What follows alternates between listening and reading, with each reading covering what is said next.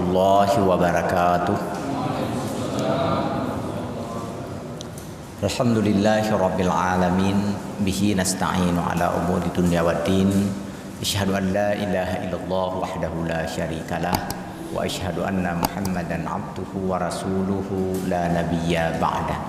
Allahumma salli wa sallim ala sayyidina wa maulana Muhammad wa ala alihi wa ashabihi wa man tabi'ah. Ibadallah, usikum wa iyaya bitaqwallah, faqad fazal muttaqun. Qala Allah ta'ala fil Qur'anil Karim, a'udzu billahi minasy syaithanir rajim. Bismillahirrahmanirrahim. Ya ayyuhalladzina amanu taqullaha haqqa tuqatih wa la tamutunna illa wa antum muslimun. Shadaqallahul adzim. Syukur alhamdulillah, kita telah menunaikan salah satu pekerjaan terbaik, melaksanakan salat fardu secara berjamaah di awal waktu dan di masjid. Semoga menyemangati kita untuk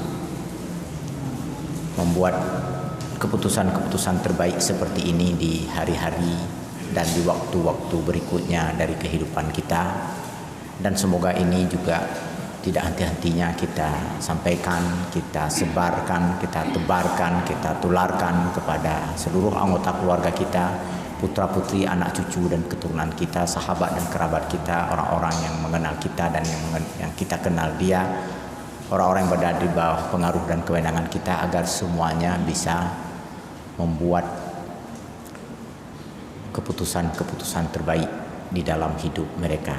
Dan di antara keputusan terbaik itu adalah menunaikan salat fardu di awal waktu secara berjamaah dan di masjid. Salawat dan salam kita doakan semoga disampaikan kepada baginda Rasulullah sallallahu alaihi wasallam beserta sahabat, kerabat, tabi'in, para aulia, syuhada, ulama mutaqaddimin dan mutaakhirin, orang-orang saleh, dan juga kepada kita. Semoga Allah mudahkan berbagai urusan kita. Seandainya ada di antara kita sedang menghadapi masalah, semoga Allah tunjukkan jalan keluar yang terbaik. Apabila ada di antara kita yang sedang kurang sehat, semoga Allah berikan kesembuhan, kesehatan kepadanya.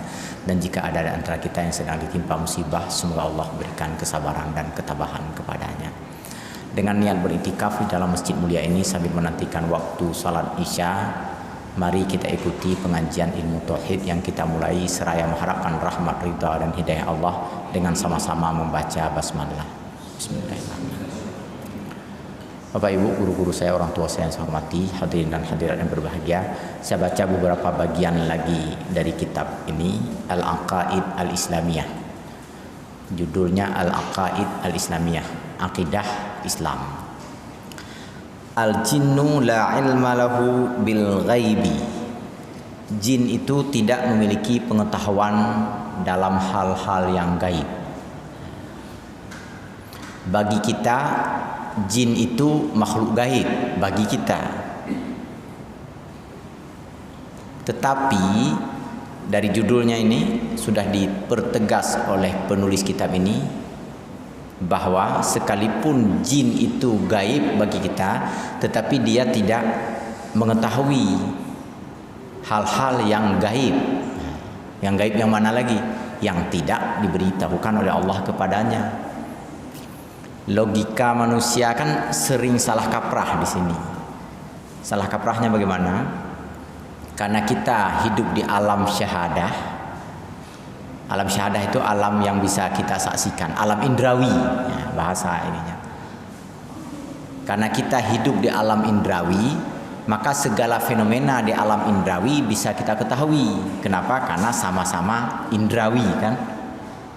Saya bisa melihat Bapak Ibu, Bapak juga bisa melihat saya, karena kita berada di alam yang sama. Nah, logikanya jin kan di alam gaib, mestinya dia tahu juga alam gaib. Itu kan logika manusia begitu.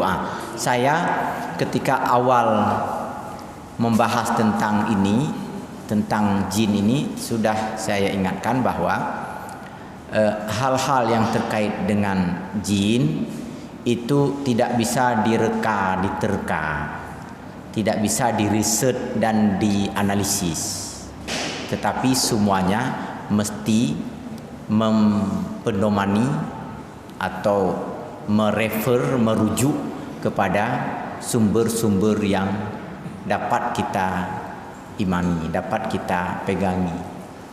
Dan bagi umat Islam, sumber utama sebagaimana sabda Rasulullah, taraktu fikum amraini ma in tamassaktum bihima lam tadillu abada.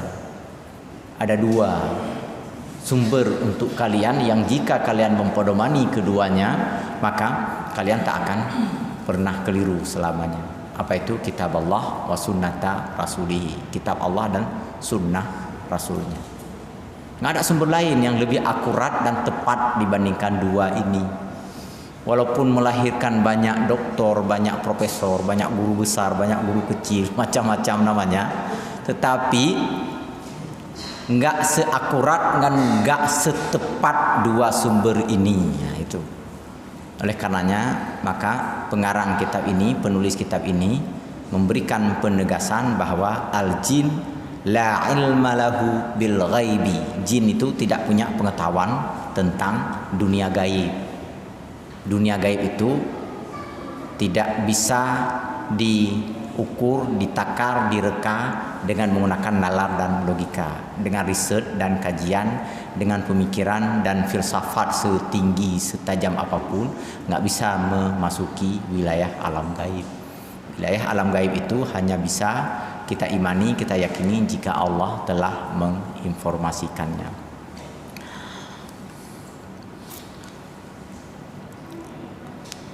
Alamul ghaibi mimmasta'sarallahu bihi wallahu la yutli'u ahadan ala ghaibihi illa idza arada ay yablugha man yartadahu min rusulihi ma yuridu iblaghuhu linnas.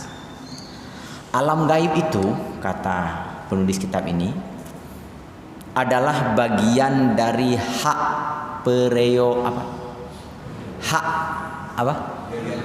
prerogatif Allah. Istaksara itu artinya Allah yang memonopoli pengetahuan tentang itu. Istaksara bahasa Arab. Jadi alam gaib itu hak mutlak Allah Subhanahu wa taala yang hanya Allah miliki kewenangannya. Yang hanya Allah memonopoli itu. Monopoli cuma nggak enak bahasa, seakan-akan kayak pedagang-pedagang Cina itu monopoli ya. Maksudnya ketika tidak diberikan kesempatan kepada pihak lain untuk terlibat di dalamnya, ini monopoli namanya. Jadi alam gaib itu dimonopoli oleh Allah. Hak mutlak mengetahui alam gaib hanya ada pada Allah, dan Allah tidak akan membuka kesempatan untuk mengetahui ini kepada siapapun. Enggak dikasih tahu. Illa, kecuali idza arada ay yablugha man yartadahu, kecuali jika ada orang-orang tertentu yang diridhai oleh Allah, yang kepada orang itu memang diberikan amanah untuk menyampaikan informasi gaib ini kepada manusia lain. Siapakah itu? Itulah para Rasul Allah. Sebelum ini pernah saya sampaikan di sini ketika membahas malaikat kan. Rasulullah pernah bersabda tentang soal menyoal malaikat terhadap jenazah dalam kubur kan. Seandainya, kata Rasulullah, seandainya manusia menyimak atau mendengar suara tangisan, jeritan, dan bahkan ayunan cemeti malaikat di dalam kubur, sungguh manusia tidak akan pernah mengangkat kepalanya dari sujud lagi.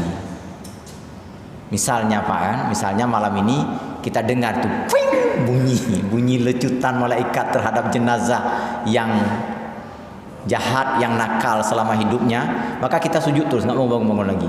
Makan Pak lah nanti aja. Kayak gitu kata Rasulullah.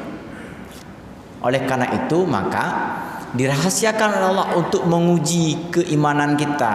Apakah kita percaya bahwa di dalam kubur ada siksaan? Kalau enggak ya nggak apa-apa, prende. Tunggu aja nanti. Kalau kita percaya, bersiap-siaplah. Maksudnya, lakukan kebajikan sebanyak mungkin, hindari sedapat mungkin melakukan kesalahan. Nah, dan Rasulullah tahu dari mana itu? Dari mana Rasulullah tahu bahwa cemetinya malaikat itu seandainya diangkat, bunyinya itu memekakkan seluruh penduduk bumi. Itu waktu diangkat. Kemudian waktu diturunkan bunyinya 2 kali lipat lebih nyaring daripada bunyi pada saat diangkat. Yang cambuknya itu lebih keras daripada baja, tetapi jumlahnya itu ratusan sekali angkat. Diangkat sekali angkat, bunyinya begitu nyaring, terdengar ke seluruh permukaan bumi.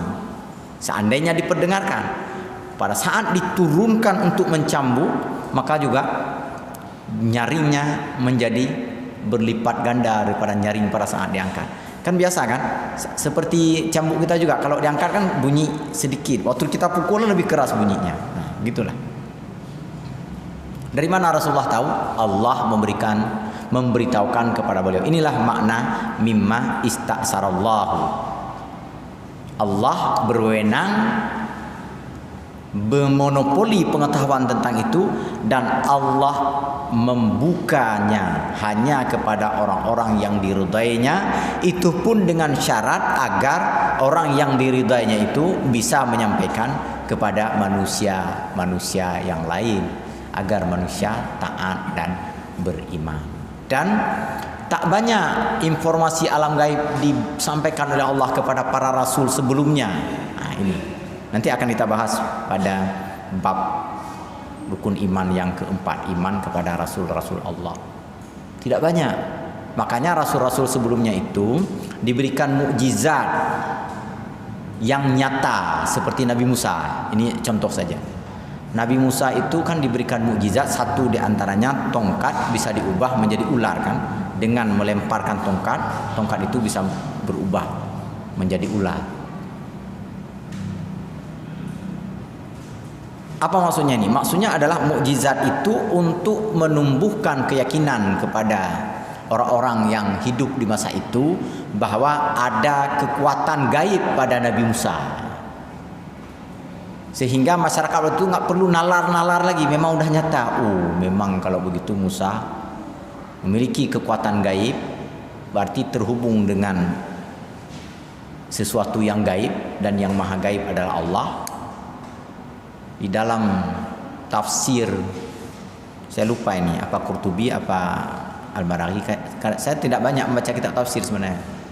Dulu saya pernah berusaha untuk nggak usah banyak baca kitab tafsir supaya ingat gitu. Karena kan rumusnya makin banyak kita tahu makin banyak lupa kan. Oke, tapi itulah yang agak sering saya baca, itulah Maraghi dengan Qurtubi. Dijelaskan di situ bahwa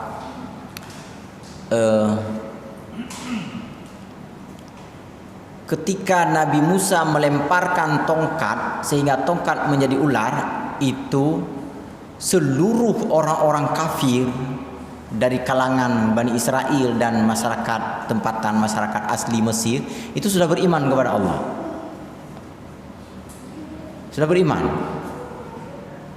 Kan tahu bahwa Fir'aun itu kan. Tetapi Fir'aun marah kan? Marah Fir'aun. Coba kalau berani. Ya. Begitu diancam oleh Fir'aun, berbalik semua orang.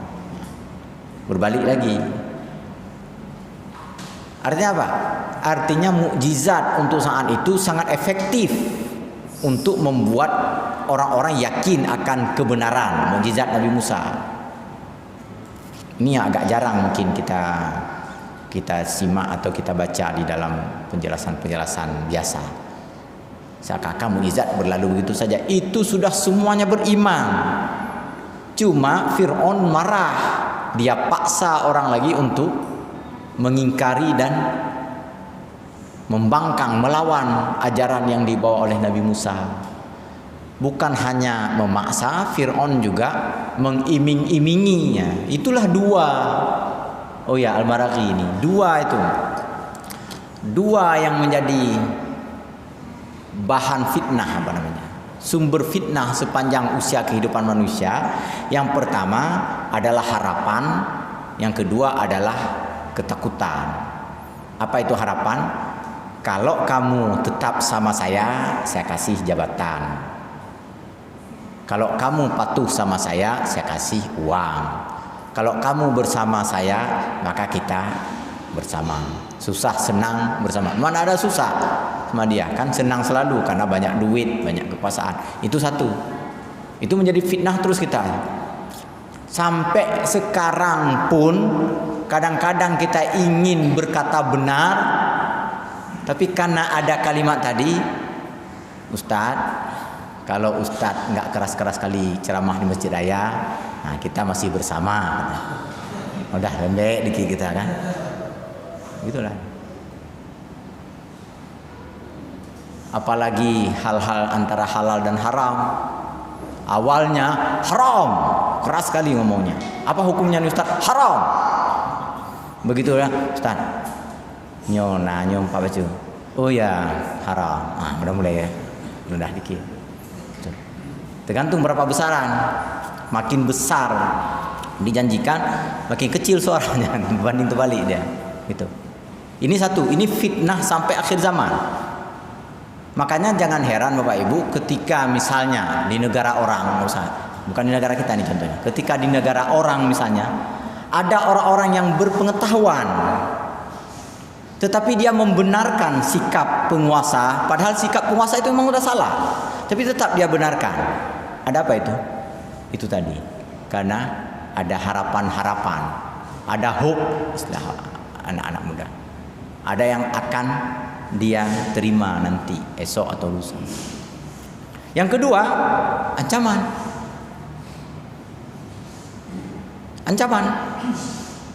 Ketika dengan harapan nggak bisa dibujuk, maka diberikan ancaman. Prehku, ya kan? Awas ya. Buat konferensi pers di negara orang nih, bukan di sini. Bahwa konferensi pers pegawai negeri yang menyampaikan kritikan terhadap pemerintah itu akan diberhentikan secara tidak terhormat. Ini ancaman kan? Kagak hanya kritik-kritik leh. Nggak boleh kritik-kritik pemerintah. Lalu nanti diadu ini digabung ini antara harapan dengan ketakutan, dicari lagi cendekiawan, dicari lagi pemikir untuk melegitimasi memberikan pembenaran terhadap pernyataan ini. Memang nggak boleh itu mengkritik-kritik pemerintahan. Salah itu menurut ajaran agama. Kritik itu yang boleh itu adalah untuk orang-orang biasa aja. Misalnya kan, masuk dalam hukum bugat, pemberontakan. Memberontak memang berdosa, itu dosa besar kalau memberontak. Memberontak terhadap terhadap kebenaran, terhadap penguasa yang benar itu dosa besar. Masuk dalam urutan kelima dosa terbesar itu. Jadi kritik dianggap perlawanan, dianggap bugat, dianggap pemberontakan. Padahal beda sekali itu kan. Baik, itu dia. Jadi kembali kepada pembahasan utama kita bahwa untuk Rasulullah diberikan pengetahuan gaib jauh lebih banyak, lebih sempurna dibandingkan pengetahuan gaib yang diberikan kepada para rasul. Makanya Rasulullah itu sempat dibawa masuk ke dalam surga dan dalam neraka kan di malam Mi'raj itu. Nah, ini juga bermakna bahwa surga dan neraka itu sudah ada. Uiddat lil kafirin kan untuk neraka. Uiddat lil muttaqin untuk surga. Apa maksud uiddat? Uiddat itu udah ada. Udah siap surga itu. Udah siap. Jangan dikira seperti MTQ benar meriah sedang persiapan, nggak ada. Itu udah duluan ada. Kapan? Wallahu alam. Apalagi sebahagian besar ulama Ahlussunnah wal Jamaah itu meyakini ini persoalan yang kadim juga. Karena adanya adanya ya dari Allah Subhanahu wa taala. Allah yang mengadakannya. Jadi nggak perlu menunggu waktu bagi Allah untuk menyiapkan surga dan neraka. Nah, Adam kan diciptakan dalam surga. Kemudian Rasulullah juga sudah dibawa masuk ke dalam surga. Apa itu artinya? Artinya kepada Rasulullah diberikan pengetahuan yang gaib agar Rasulullah bisa menjelaskan kepada manusia akhir zaman. Dan makanya dalam kehidupan keseharian Rasulullah itu tidak ada yang menunjukkan kesaktian, menunjukkan tindakan-tindakan yang di luar di luar kebiasaan. Nggak ada kan? Rasulullah berperang angkat pedang, kemudian ditebas oleh orang, kena juga pada saat nangkis, kena gigi, geraham beliau patah, kena kaki beliau pecah terluka. Nah, nggak ada kesaktian itu yang diberikan Rasulullah dalam perjalanan dakwah, nggak ada. Tetapi Rasulullah tahu masalah yang gaib. Nah, walaupun tidak semua diberitahukan oleh Allah. Soal menang atau kalah dalam perang itu nggak dikasih tahu oleh Allah. Allah kan maha tahu. Perang Badar misalnya, apa udah dikasih tahu sama Rasulullah? Ini bakal menang? Enggak. Kalau bakal menang santai aja Rasulullah. Menang nih. Nggak dikasih tahu kepada Rasulullah. Rasulullah nggak tahu. Karena nggak tahu maka mempersiapkan diri dengan segenap persiapan lalu lakukan pertempuran, menang. Alhamdulillah. Perang Uhud kan kalah di akhir. Jadi gitu. Jadi nggak ada kesaktian. Jangan dikira nanti ini mentang-mentang Rasul. Simsalabim, saya nggak ada. Tetap beliau berjuang dalam banyak dalam banyak sisi dari kehidupan beliau. Itu beliau nggak tahu yang gaib itu. Beliau berpikir, beliau menalar, beliau berusaha, beliau mencoba, beliau melakukan segala-galanya.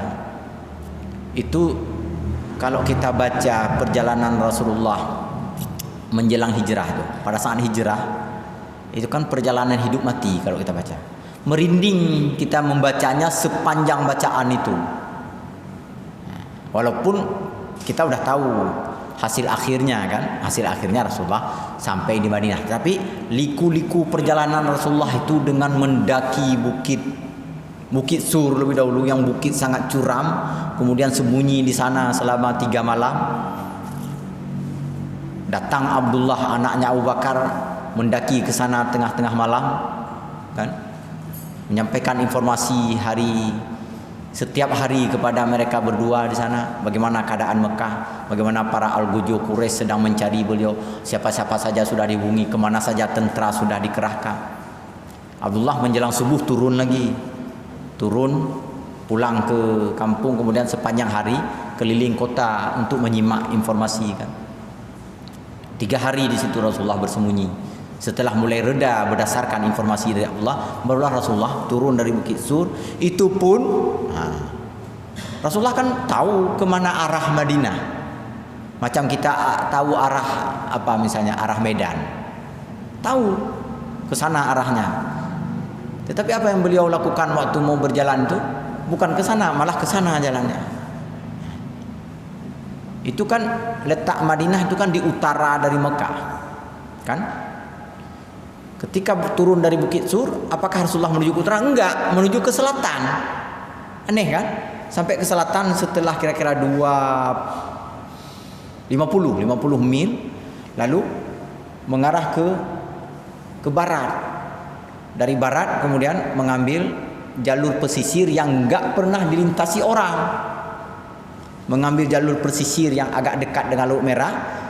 Jalanan di sana begitu saat harus mendaki bukit-bukit terjal yang sangat curam, yang dalam bahasa penulis sejarah sekarang itu betul-betul pilihan terburuk jalan itu. Kalau dilihat dari segi visi alam. Oleh karena itu maka para Al-Gojo, orang-orang yang mengejar Rasulullah itu nggak akan melakukan pilihan untuk melintasi jalan yang sangat terjal itu. Dalam pandangan mereka hanya orang yang nggak waras yang akan melintasi jalan ini. Nggak mungkin. Nah itu dibuat kesimpulan, nggak mungkin itu Muhammad lewat jalan sana. Lalu yang mereka cari, yang mereka susul adalah 3 atau 4 rute-rute lain yang biasa dilintasi oleh banyak orang. Kalau kita kan belum apa-apa udah milih jalan tol kan. Jalan tol belum selesai udah milih jalan tol kita. Rasulullah enggak. Nah, ini untuk membuktikan kepada kita betapa Rasulullah itu tidak diberitahukan hal gaib kepada beliau dalam hal-hal tertentu. Hanya yang diberitahukan hanya untuk disampaikan kepada umat, bukan untuk kepentingan beliau. Sampai-sampai kita akan menginginkan saat membaca buku itu ada yang menangis-nangis mungkin kita baca kitab-kitab Sirah Nabawi itu. Kenapa lah Allah enggak wahyukan kepada beliau pilih jalan yang lebih ini, kasihan beliau, macam-macam lah kita gitu. Itu logika kita begitu. Saya pernah melihat teman saya itu ketika membaca Sirah Nabawi dulu di masa-masa sanawiyah Pak Aliyah dulu, itu nangis dia. Dia menghayati betul dia. Saya bilang, apa nangis-nangis itu? Itu aja nangis. Nangis dia baca. Ketika saya baca, saya nangis juga, tapi gak tahu dia. Dia ngasih tahu. Nah, waktu dia baca dia nangis, saya tahu. Waktu saya baca dia nggak tahu. Karena saya tahu bahwa dia nangis, saya sembunyi-sembunyi. Begitu dia terdengar suara dia, saya menghilang terus biar nggak tahu. Jadi gitu. Walaupun kita sudah sekali lagi sudah tahu hasil akhirnya, tetapi pada saat membaca itu begitu sangat terenyuh. Untuk kepentingan Rasulullah nggak diberitahukan informasi gaib. Yang diberitahukan adalah untuk kepentingan umat manusia, yang dengan pemberitahuan gaib itu manusia bisa mengupayakan diri untuk mengimani hal tersebut, seperti masalah itu tadi azab dan nikmat dalam kubur. Kepada Rasulullah diberitahukan itu supaya kita bersiap-siap tentang itu, tentang surga, tentang neraka dan sebagainya. Baik. Bismillahirrahmanirrahim. Alimul ghaibi fala yudhiru ala ghaibihi ahadan illa man irtada min rasulin fa innahu yasluku min baini yadayhi wa min khalfihi rasada. Allah yang mengetahui yang gaib, dan Allah tidak menjelaskan yang gaibnya itu, kegaibannya itu kepada seorang pun kecuali kepada orang-orang yang diridainya daripada Rasulnya, Muhammadin sallallahu alaihi wasallam. Maksudnya hanya kepada Rasulullah sallallahu alaihi wasallam diberikan penjelasan yang detail tentang surga dan juga tentang neraka. Adik-adik mahasiswa di Usuluddin, teman-temannya Ustaz Boy itu kan ada yang kuliah di studi agama, sosiologi agama. Mereka kan belajar buku-buku kitab-kitab suci agama lain kan. Mereka belajar. Katanya kok sikit kali lah isinya itu ya. Sikit kali isi kitab-kitab suci lain itu. Maksudnya dari segi cakupan kandungannya itu sedikit sekali. Walaupun kitab-kitab suci lain itu sudah mengalami perubahan, tetapi masih tetap sedikit. Saya pernah sampaikan juga di sini, waktu saya kuliah S2, S1 dulu, itu kitab Injil tertua pernah saya buka. Itu hanya 100 entah berapa halaman gitu. 100-an halaman. Kemudian setelah tsunami dibagi-bagi lagi kitab Injil. Ada 200-an halaman. Sekarang ada yang sudah 300 halaman kitab Injil sekarang. Asal usulnya dulu mungkin sekitar 50 halaman itu. Enggak banyak emang isinya. Kenapa? Enggak banyak hal-hal gaib itu disampaikan di dalam kitab Injil itu. Yang banyak adalah yang moral. Ajaran tentang etika, ajaran tentang anjuran berbuat baik. Teknis peribadatan saja enggak ada penjelasannya di dalam kitab tersebut. Gitu. Makanya kalau mereka seandainya orang-orang yang belajar kitab Injil sejak anak-anak lalu mendalaminya betul-betul seperti yang dilakukan oleh para pastor dan pendeta itu, nggak salah juga mereka kalau mereka tidak mengajarkan kepada masyarakatnya tentang hal-hal gaib itu. Karena memang tidak banyak penjelasan di dalamnya. Gitu. Baik. Ay annahu yaj'alu harasan haula hadzal rasul alladhi atla'ahu ala ba'dil ghaibi lil khalqi birisalatihi wa hadzal harsu minal malaikati wasyahbi li hifdhi hadzal ghaibi min tala'ubis syayatin. Selain kepada Rasul sallallahu alaihi wasallam, beberapa perkara gaib juga dibuka oleh Allah kepada malaikat, walaupun sekali lagi malaikat tadi juga berada di alam gaib, tetapi malaikat juga tidak tahu semua hal-hal yang gaib. Satu di antara contoh, kapan seseorang meninggal, kapan seseorang wafat, malaikat nggak tahu. Nggak diberitahukan kepada malaikat. Kan sudah kita bahas pada pertemuan sebelumnya tentang malaikat. Qul yatawaffakum malakul mautil ladzi, kan, wukila bikum, akan diwafatkan saatnya. Kapan malaikat tahu kita itu diwafatkan? Saat kita wafat itu. Seakan-akan muncul perintah kepada malaikat Israel, cabut nyawa itu. Waktu itulah tahu. Sebelumnya nggak tahu. Seandainya kemarin-kemarin ada jumpa dengan malaikat Israel kita di nggak bisa malaikat, awas besok tinggal 2 hari lagi. Nggak ada malaikat, nggak ada seperti itu. Begitu waktu kita sampai, saat itulah malaikat diberitahu oleh Allah. Itu ketika penciptaan Nabi Adam kan itu kan. Wa 'allama Adam al-asma'a kullaha tsumma 'aradahum 'alal malaikati faqala anbi'uni bi asma'iha ulai in kuntum shadiqin. Coba kasih tahu ini apa ini? Enggak tahu. La ilma lana illa qalu subhanaka la ilma lana illa ma 'allamtana. Kami enggak tahu ya Allah, kecuali yang telah Engkau beritahukan kepada kami. Kalau ini belum diberitahukan, enggak tahu. Yang gaib pun begitu juga.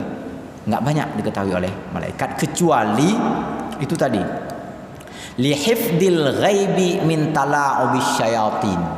Malaikat diberitahukan sedikit yang gaib itu untuk menjaga daripada permainan-permainan syaitan.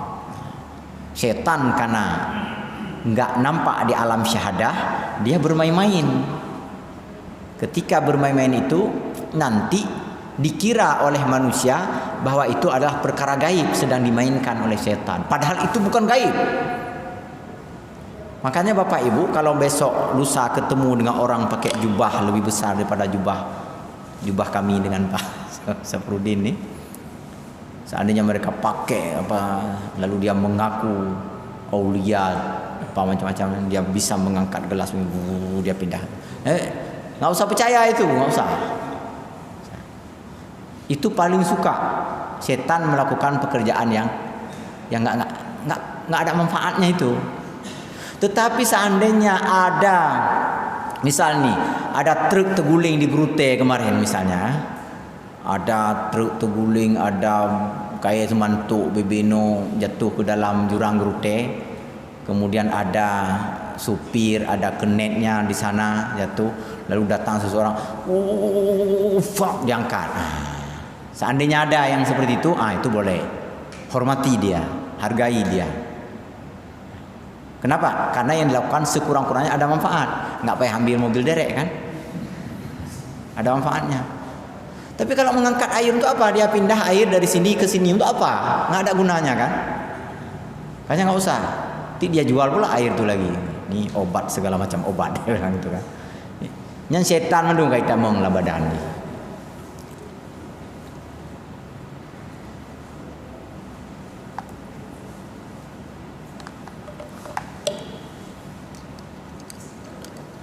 Kemudian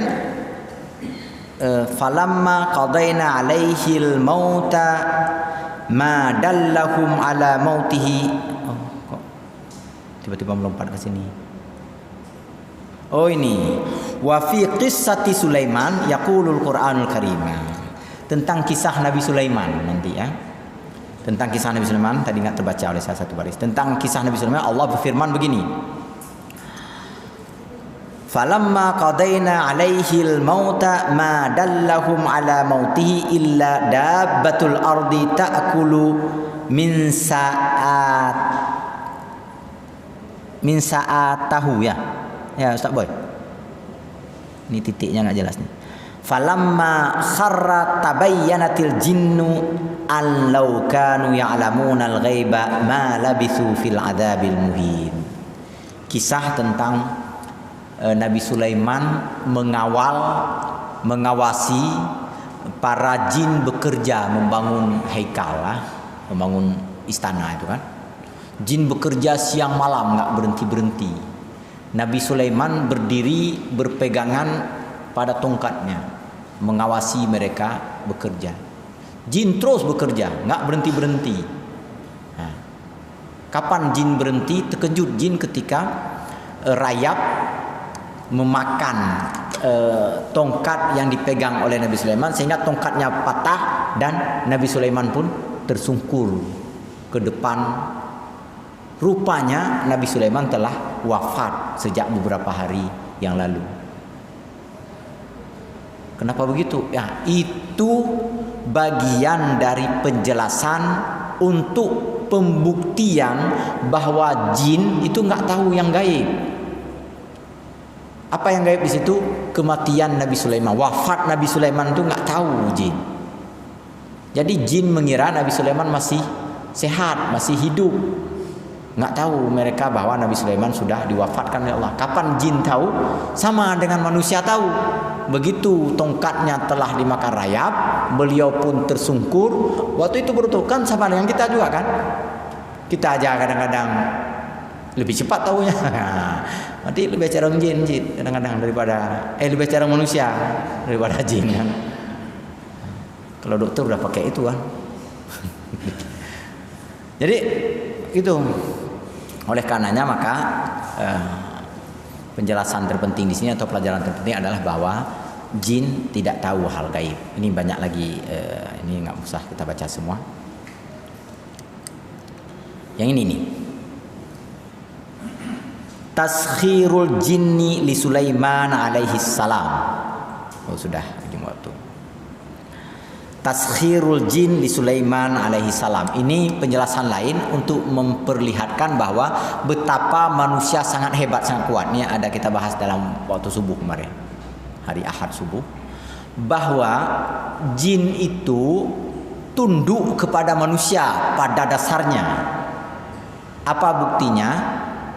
Ketika Nabi Sulaiman menjadi raja, tidak hanya merajai manusia tetapi juga merajai para jin semuanya. Semua jin patuh dan tunduk kepada Nabi Sulaiman sebagaimana manusia yang ada di situ juga tunduk dan patuh. Walaupun tak semua manusia yang jauh-jauh nggak tunduk, sedangkan jin semuanya tunduk dan patuh kepada Nabi Sulaiman. Artinya nggak, kalau Nabi Sulaiman melarang mereka nggak bisa melakukan apapun. Kalau Nabi Sulaiman menyuruh mereka tak ada pilihan. Begitulah. Allah Subhanahu sakharal jinna li Sulaiman walam yahdatsu dzalika li ghairihi fima na'lam. Nah, ini satu di antara keutamaan Nabi Sulaiman adalah bahwa Allah menundukkan jin sehingga mereka semua patuh kepada perintah-perintah Nabi Sulaiman. Yang ini tidak terjadi sebelum dan sesudahnya. Sesuai dengan doa Nabi Sulaiman kan? Nabi Sulaiman pernah berdoa agar beliau diberikan pengetahuan, diberikan kekuasaan yang tak pernah diberikan kepada manusia yang lain. Ini sudah di penghujung waktu. Saya kira ini pembahasan kita malam ini agak panjang, tapi sekurang-kurangnya bisa kita pahami bahwa jin itu bukanlah makhluk yang sangat istimewa. Itu yang sangat penting. Jin itu makhluk biasa-biasa saja.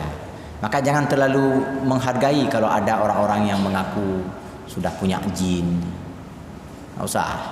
Lebih bagus kita bangga dengan tidak punya jin. Nah, gitu. Daripada orang yang bangga dengan jin, semestinya kita bangga kalau tidak memiliki jin. Nah, gitu. Ini mungkin seandainya ada pertanyaan atau tanggapan sebelum kita tutup, saya persilahkan dengan segala hormat.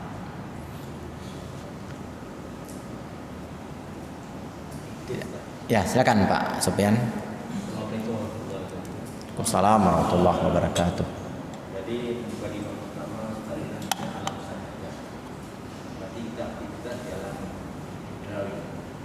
Aktivitas jin ini apa di alam tajarut? Maksudnya dia kan ada kehidupan juga.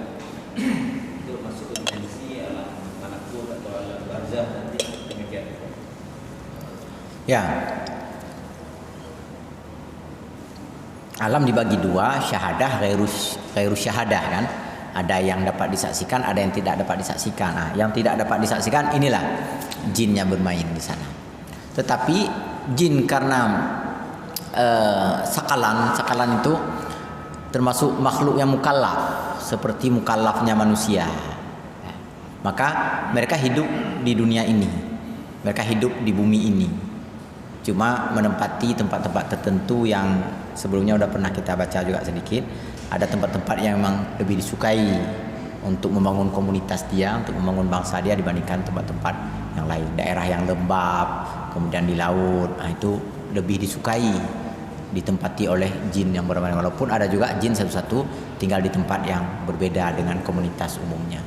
Jadi itu dia karena fisiknya itu fisik yang gaib, tidak nampak sama kita, padahal dia hidup di dunia ini, di bumi ini bersama kita. Gitu. Jadi bukan di langit, misalnya bukan di bulan, tetap di bumi. Dan dia juga wajib beribadah. Dan dia beribadah. Sebahagian jin sudah pernah kita bahas sebelumnya. Sebagian jin nanti waktu salat Isya dia salat Isya. Boleh jadi bersama kita, hati-hati ya.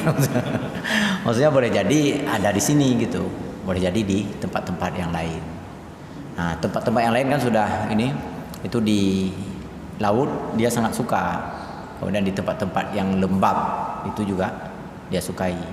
Dia umumnya menghindari tempat yang terlalu terang, yang terlalu silau atau yang agak panas, itu dia hindari. Makanya kalau di pesantren, siapa-siapa yang ngelola pesantren ini Ustaz Boy, kalau ada anak-anak murid santri-santri yang sering kemasukan karena kelembabannya, karena kurang-kurang cahaya, itu bikin lampu sorot yang agak banyak, bikin yang terang, itu jinnya itu sudah sulit beraktivitas di tempat tersebut.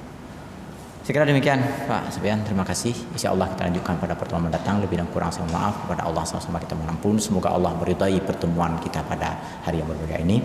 Subhanakallahumma bihamdika asyhadu an la ilaha illa anta nastaghfiruka wa natubu ilaik. Wassalamualaikum warahmatullahi wabarakatuh.